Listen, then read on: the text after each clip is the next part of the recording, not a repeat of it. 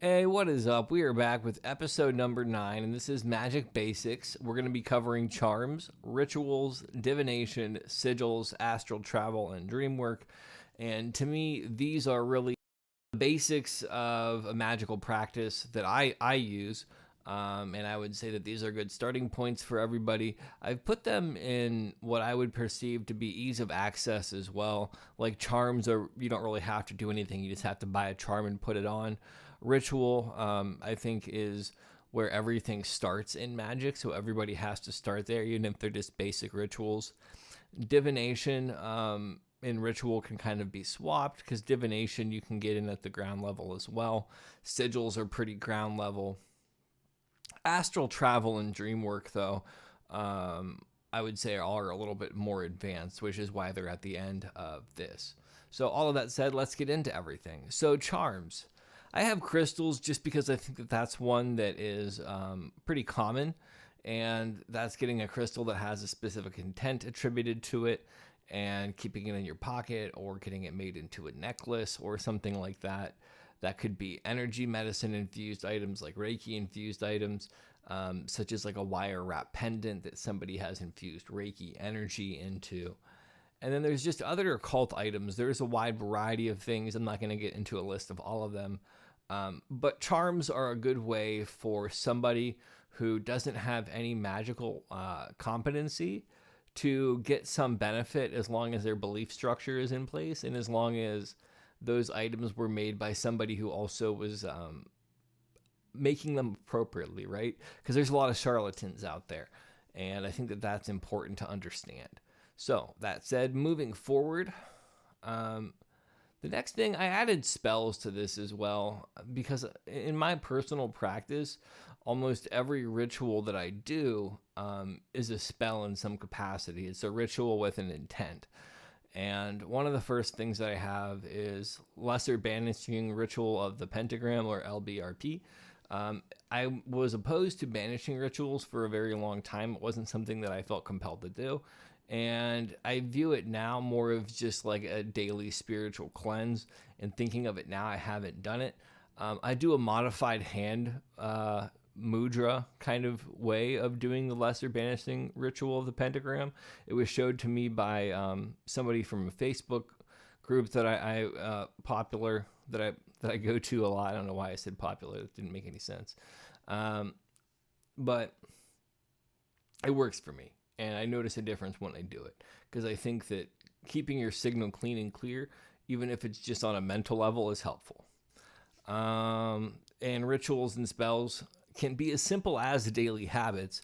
Like if you get up in the morning and you have a ritual of meditating, that is creating, like meditating, setting intentions and setting goals, that is creating a spell for how your day is going to go. And I personally notice the difference when I operate that way and when I don't. That's one of the things that I'm shifting back into my life now too. And also, rituals or spells can also be really elaborate too, right? When I moved into the house that I'm in now, I did a spell that effectively lasted like a month long, and it was like intent on making the house its own entity and like dialing into the house. It was really, really intense and awesome. The other thing is rituals and spells can help materialize intent. And by that, what I mean by that is, say that you have like something that you are thinking about that you would like to see manifest. And if you're taking the time to create an environment of good energy around that thing, that might slightly shift how things work in your favor. Attitude does make a big difference.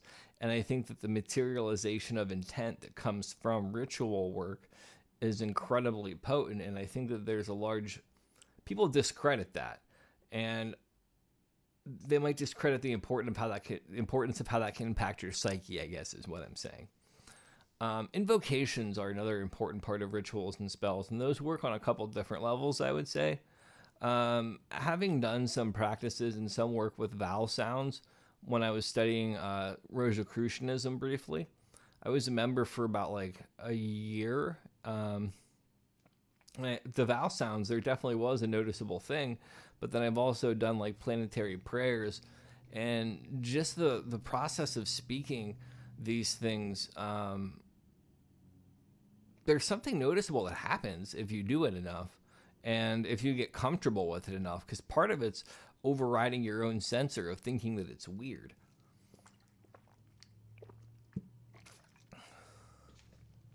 And then meditative states. So I had initially attributed meditation to spirituality, and I do think that that is the case. But I think that when we approach spirituality and learn meditation, and are able to quiet ourselves, we're able to dial that practice into a magically operative structure. And then symbolic actions is also listed there, and that would be under ritual, because ritual is largely symbolic actions. But even if you, I'm trying to think, that's something you're going to have to play with, because I can't come up with anything off the top of my head to describe that. But yeah, we'll leave that there, because I just had a total brain fart. Divination is the next one that I think falls into being opened magically to people pretty easily, and that could be cartomancy. So cartomancy would involve tarot cards. It's divination using cards, but tarot cards, oracle cards, Lenormand cards, any card system is a good introduction into magic. Not so much because you can create results. You can use tarot cards for spells and things like that, if you're familiar enough with the archetypes of the cards and what you're doing. But this is good for a magically operant person because it can allow them to analyze likelihoods. If you're not using it for fortune telling so much as looking at probable outcomes, it's good for course correction, and it's also good for churning up the unconscious, which I think is probably the most important aspect of tarot cards or cartomancy or divination in general. It's to get the unconscious churning. And there's so many different varieties of divination. It could be pendulums, it could be these other things. But generally, the more involved the system is, like tarot, the more potential it has for the unconscious because of all of the symbols inherent in there. But that is another way that you can access magical powers, is divination. We'll move on. Sigils. Sigils are another one that is accessible to anybody right off the rip. It is symbolic magic. Symbolic magic is literally the oldest form of magic. It is people seeing things and mimicking them. There are cave paintings of people doing successful hunts on walls, and those are thought to be representations of people casting magical spells for abundant hunts. Easy magical access is what I have written here. Basically, it's something that you can learn day one and do right out of the box. It is the basic method of it. There's a variety of methods. I'll share the basic one that is a good starting point if you don't already know. Write out a desire in a concise format. Delete all consonants and repeating, or delete all vowels in repeating letters, and then mash all the consonants together into a pretty little pattern. And it's a great starting point for magic because you can start to see results. And then when you start playing with that more, it opens your mind up, and then you begin to be, new things become accessible to you as you progress along that path. Because divination was my gateway drug into thinking there was more to this. It's been an interesting ride. And then from there, Astral Travel becomes a lot more fun, I think, because you can astrally tag stuff. This isn't something that I've done personally. I have done Astral Travel. It is based upon the meditative states that you acquire in basic meditation training. It utilizes magical thinking and some of the stuff that you've picked up through ritual work and stuff like that, because there is a process that you have to go through.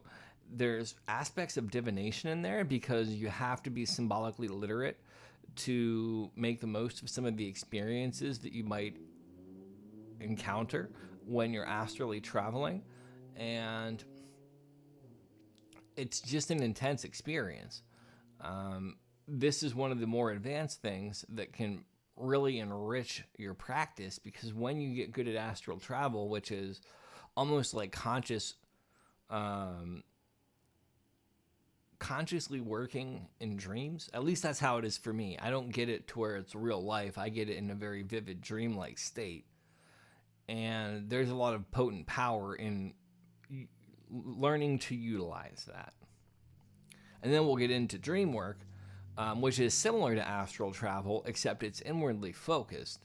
And this is delving into the unconscious, and this requires even more skill, because this is something where you have to actually fall asleep to do. The one is a hypnagogic state where you have some conscious control, astral travel, at least in my personal experience and understanding.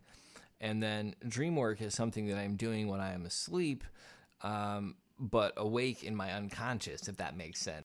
And I've had several successful minor attempts at this. I've not been successful in any way that I would brag about. Like, I would say that if this was a class, I would get a D. So this is something that I would need to work on more, because it is such a rigorous process. And yeah, it delves into unconscious and requires skill. Some people are just naturally better at it too, I would say. But those are like the basics of Magick that I would put everybody to start with. And Magick is a conglomeration of practices that may vary from practitioner to practitioner. I've shared what most aligns with my personal practice. And last but not least, next episode, we're going to talk about tech magic, and I'll share some helpful digital tools for your practice. Thanks so much. Share this with your friends that might like it. Drop a like, leave a comment, and take care.